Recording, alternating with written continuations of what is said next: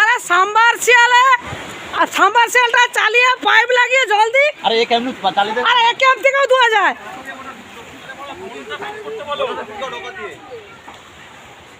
আরে প্রত্যেক ক্যারিশনে তো সাবমার্সিবল আছে।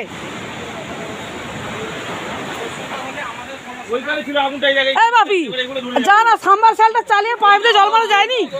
এখন সমস্যা হবে নি, এত বড় তাণ্ডবকে তুমি জল দিয়ে নিয়ে পাইপ। এটা কি রান্নাঘরে লেগেছে? রান্নাঘরে রান্না তো ঘর থেকে শুরু, ওধার থেকেও মানে শুরু, পাশের শেষ ওধার থেকে শেষ, এইদিকে চলে আসছে।